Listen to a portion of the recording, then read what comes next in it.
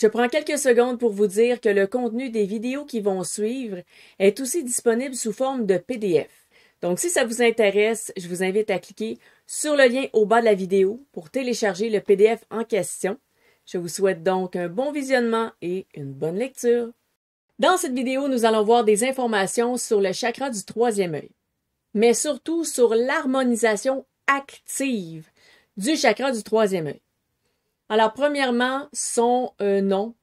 Donc, on dit troisième œil parce que vraiment, ça parle vraiment de l'emplacement. Donc, près des yeux, il y a un autre endroit qui permet de voir, donc avoir les visions, les intuitions, tout ce qui va avoir rapport avec les pouvoirs psychiques. Mais son nom véritable en sanskrit, s'écrit Ajna, mais se prononce Agna.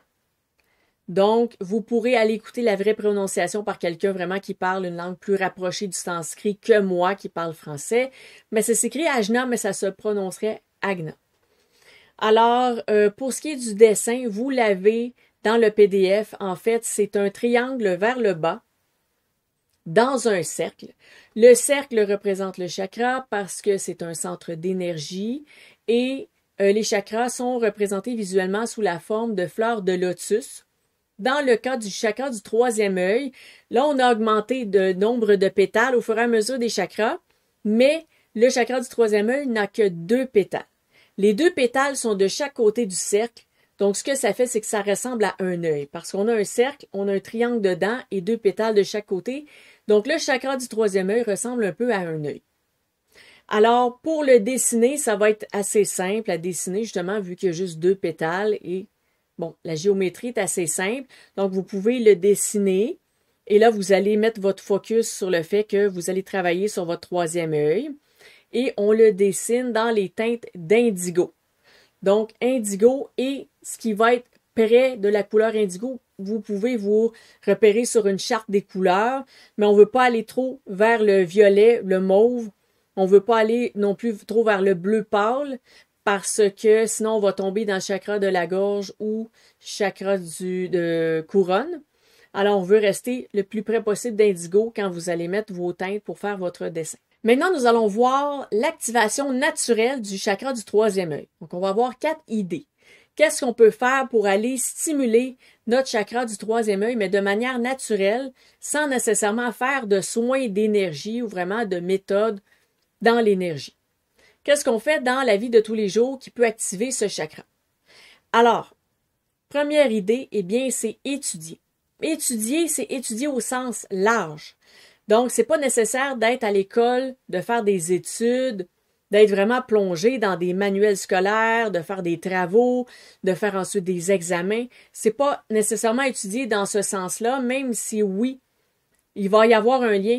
Tout ce qui est activité intellectuelle va être lié avec le chakra du troisième œil, mais on peut étudier au sens large, c'est-à-dire si vous lisez des articles sur des articles scientifiques, par exemple, ça j'aime bien ça, lire des articles scientifiques, vous allez apprendre des choses, vous allez apprendre des notions. Donc tout ce que vous allez lire sur Internet qui va vous permettre d'apprendre quelque chose, eh bien, ça va aller stimuler le troisième œil. Ça peut être apprendre aussi de manière plus naturelle encore, dans le sens que si vous êtes dans un groupe d'une activité, je ne sais pas qu'est-ce que vous faites, par exemple de la randonnée. Donc, vous êtes dans un groupe de randonneurs et là, vous voulez en apprendre plus sur le matériel et puis là, il y a des gens qui disent « Ah, mais tu peux acheter ce type de souliers-là, il va avoir tel effet, les bâtons de marche. » Ou si vous dites « Ok, mais moi, je veux aller me promener, mais je veux rester là plusieurs jours, donc sur place. Alors, ça me prend quelque chose pour dormir, manger. » Et là, les gens, ils vous apprennent des notions. Vous êtes en train d'apprendre. Donc, chaque fois que vous êtes en train d'apprendre, ça vient équilibrer et harmoniser le chakra du troisième œil. Donc, si pendant que vous êtes dans cet apprentissage, si par exemple, vous regardez le matériel et là, vous avez l'intuition que « Ah, mais moi, j'aurais pas besoin de ce kit-là pour faire à manger. J'aurais besoin juste de ça. » Mais là, la personne vous dit « Oui, mais emmène ça, emmène ça. » Mais vous avez l'intuition. Vous n'en avez pas besoin de ça. Vous allez avoir besoin de ça. Suivez votre intuition parce que c'est ça, le troisième œil, est lié aussi directement aux intuitions. Les intuitions, on peut en avoir ailleurs. On peut en avoir dans le chakra du cœur et sentir des choses. L'empathie aussi va nous permettre de décoder certaines énergies, certaines choses dans l'ambiance ou les lieux, tout ça. Donc, il y a des intuitions dans d'autres chakras, mais l'intuition vraiment comme de voir ça, c'est inutile, ça, c'est utile, eh bien, ça vient du troisième œil. Donc, quand vous êtes en train de découvrir un sujet, d'en apprendre plus, ou quand vous faites des recherches sur Internet, et là, vous dites, ah, ça, cette information-là, ça m'interpelle, ça m'appelle, ça, ils disent que ça peut être important, mais ça me dit rien, ça me parle pas, ça vient pas me chercher. Eh bien là, vous suivez votre intuition. OK, je vais aller creuser ce sujet-là en particulier. Et là, vous y allez et vous allez trouver exactement. Je suis pas mal certaine que vous savez de quoi je parle quand on cherche quelque chose sur Internet et qu'on se rend à l'autre bout du monde, dans les sites web, toutes sortes de trucs. Pas quand on se perd sur YouTube et qu'on finit sur des vidéos de chats, là. Je parle vraiment quand on fait une recherche. Et là, finalement, on tombe pile sur un élément qu'on avait tellement, mais tellement besoin, ben c'est notre troisième œil qui fait en sorte qu'on va aller sur le bon site, qu'après, dans notre recherche Google ou autre, qu'on va voir, ah, ce site-là, moi je vais cliquer là, on clique là-dessus, on trouve une info, l'info nous fait penser à d'autres choses, il y a autre chose qui nous vient, on voit quelque chose, ah, ok, ah, ça, oui, ok, je vais aller chercher là-dessus. Et là, on va chercher là-dessus. Je pense que vous comprenez ce que je veux dire parce que c'est peut-être pas nécessairement clair quand on parle du troisième œil, que là, on parle des études et de l'intellect. Ça serait, je pense, un des exemples qui serait assez compréhensible. Alors, ensuite, qu'est-ce qu'on peut faire d'autre dans la vie de tous les jours pour activer le troisième œil? Eh bien, utiliser des outils divinatoires. Donc, une autre manière de stimuler, non pas là notre intellect et notre intuition, mais carrément notre intuition, mais aussi notre voyance, eh bien, ça va être d'utiliser des outils comme les tarots, les runes, les oracles, ça peut être aussi le pendule, et après, il y a plein d'autres. Il y a plein d'autres outils divinatoires. La divination, c'est vraiment très large. Il y a aussi je me souviens plus exactement du terme, mais ceux qui analysent les feuilles de thé. Le café aussi, ça se fait avec le marc de café. Il y a toutes sortes de méthodes, il y a toutes sortes de choses qui vont servir à faire de la divination. Donc tout ça, à force de travailler comme si on fait régulièrement des tirages de cartes, une fois par semaine. Surtout au début, quand on commence à s'entraîner, c'est bien de le faire régulièrement. Dans mes débuts avec les runes, c'était une rune par jour. Après, c'était une rune par semaine. À un moment donné, j'ai commencé à y aller au besoin. Mais garder le contact, ça aide parce que ça stimule le troisième œil. Et en gardant le troisième œil ouvert, eh bien, nos tirages vont être meilleurs. Donc ça va être super. Les deux vont ensemble. Plus on s'entraîne, plus ça ouvre le troisième œil. Plus le troisième œil est ouvert, plus nos tirages vont être bons. Donc les deux, c'est vraiment, vraiment très lié. Ensuite, une troisième chose qu'on peut faire, eh bien, c'est de stimuler notre imagination. Alors, comment est-ce qu'on peut faire ça? Ben, il y a plein de manières de faire. Je sais pas rapidement ce que je pourrais nommer peut-être si vous inscrivez à des cours d'improvisation. L'improvisation, ça nous met vraiment dans un scénario. Et là, il faut s'imaginer vivre le scénario. Ça stimule énormément l'imagination. Sinon, si vous êtes quelqu'un qui écrit des histoires, des romans, je sais qu'il y a quand même pas mal de monde là, qui ont pensé un jour écrire un roman.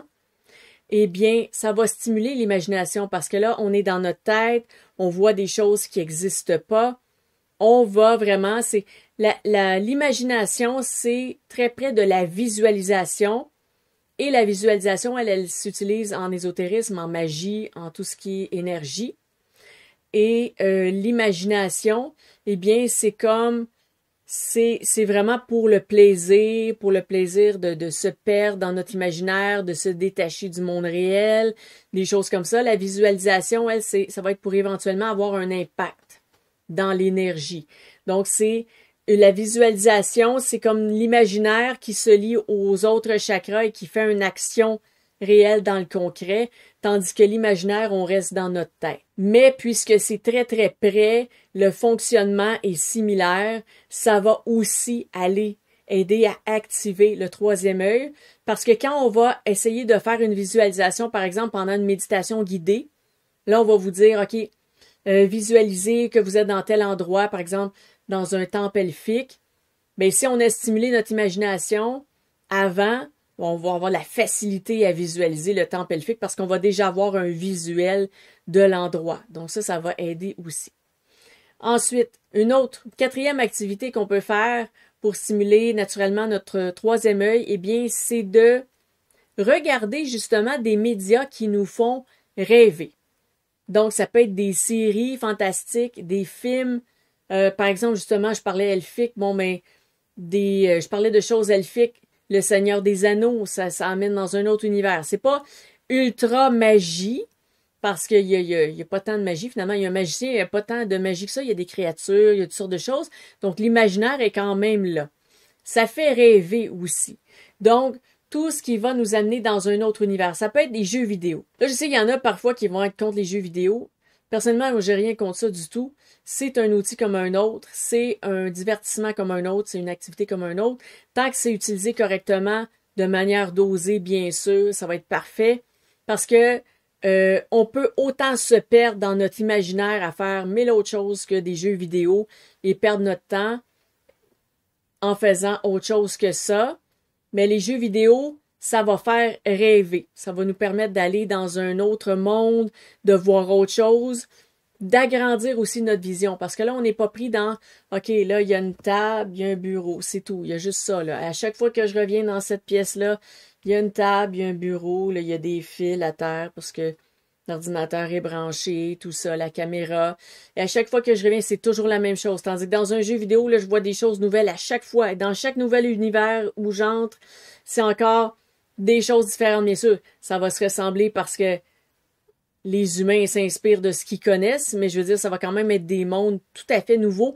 Donc ça vient stimuler l'intellect, ça vient stimuler l'imaginaire, ça vient stimuler aussi au niveau du troisième œil. Maintenant, qu'est-ce qu'on va faire de concret, de réaliste pour continuer notre harmonisation du troisième œil? Eh bien, on va, si vous aviez justement l'intention d'écrire un roman, c'est le temps. Là, ça serait le temps de vous y mettre. Ça stimule l'intellect, ça stimule l'imagination, tout ce que j'ai nommé avant. Donc ça va être parfait pour ça. Et sinon, on peut combiner certaines choses parce que au début, j'ai dit étudier. Ça stimule l'intellect, ça stimule l'intuition aussi dans la recherche justement d'informations. Et travailler dans l'ésotérisme, par exemple avec des outils divinatoires, mais ça peut être un travail ésotérique sur d'autres choses aussi. Ça va stimuler le troisième œil, donc on pourrait étudier des notions ésotériques. Alors ça vient chercher différents aspects ensemble en même temps. Donc, ça pourrait stimuler l'ouverture, l'activation de nos dons, plutôt, et aussi notre chakra couronne. Donc, ça pourrait travailler notre chakra couronne dépendamment des sujets qu'on va étudier en ésotérisme. Bien sûr, si on étudie sur la canalisation, le spiritisme, ou même si on étudie sur certaines choses et que là, nos guides veulent intervenir, mais eux vont être connectés plus au chakra couronne, mais ils peuvent aussi nous envoyer des intuitions qu'on va capter avec le troisième œil, donc ça, c'est pas un problème. Mais travailler, étudier dans l'ésotérisme, ça peut justement éveiller aussi notre don, notre intuition, nos dons psychiques, mais aussi les autres dons et en particulier le chakra couronne. Donc ça, c'est une belle action à faire. Alors, je vous invite à choisir qu'est-ce que vous avez envie de faire entre les deux. Avez-vous envie de vous lancer, de l'écrire votre roman, ou peut-être c'est des poèmes ou n'importe quoi, d'écrire quelque chose qui vient vraiment de votre création, mais de création imaginative, et non pas de votre création manuelle. Manuelle et concrète, comme quand on était dans le chakra sacré, ça c'est une création qui est beaucoup plus physique. Là, on est dans une création qui vient de l'imaginaire. Donc, est-ce que vous voulez vous lancer là-dedans ou étudier encore plus dans des domaines ésotériques, lequel vous intéresse? Bien, allez-y, faites-le vos études et vos recherches. Alors, avant de terminer, on va y aller avec de la nourriture qu'on peut manger pour aller harmoniser le chakra du troisième œil. Comme je le disais pour le chakra de la gorge, il y a des aliments qui sont un peu mêlés là, entre gorge, troisième œil et couronne. Donc, je vous en nomme. Ceux-là, je l'ai vraiment trouvé à multiples reprises, mais comme je vous dis, parfois ça varie d'une source à l'autre. Donc, pour le troisième œil, des mûres, des prunes, des figues, parce qu'on est dans l'indigo, on n'est pas nécessairement dans le bleu, donc l'indigo, il y a quand même un petit peu de de violet, mais pas tant, mais un peu, là. C'est vraiment sur l'arc-en-ciel, c'est la couleur qui va apparaître entre le bleu un peu plus pâle et le violet. Donc, des couleurs qui ressemblent à ça, ça va être parfait. Sinon, pour une idée, une petite collation rapide, là, du chocolat. Le chocolat est beaucoup revenu pour ce qui concerne le troisième œil. Puis là, j'ai dit, c'est parfait, il n'y a pas de confusion par rapport à la couleur. Donc, chocolat le plus naturel possible et le plus pur possible. Donc, chocolat noir, très probablement. Ou chocolat, justement, à des fruits là, qui peuvent être de couleur foncée, du bleu foncé. Et sinon, on peut combiner. Là, si vous dites, ben moi, je vais en profiter, je vais manger du chocolat avec des bleuets ou des bleuets entourés de chocolat et je travaillerai mon chakra de la gorge et mon chakra du troisième œil en même temps. Ben parfait, allez-y. Ça va être très agréable, à mon avis. Alors, c'est ça. Donc, pendant qu'on mange ces aliments-là, on va aller faire notre focus, nos intentions sur le chakra pour dire, je veux l'activer, je veux l'harmoniser. Donc, je travaille pendant que je mange mon chocolat, je ressens mon troisième œil, je l'active, je l'harmonise. Donc, c'est l'intention aussi qui va faire le travail en tant que tel. Alors, ça fait pas mal le tour de la fiche des informations que je voulais voir avec vous. Donc, je vais vous souhaiter un excellent travail actif sur le chakra du troisième œil.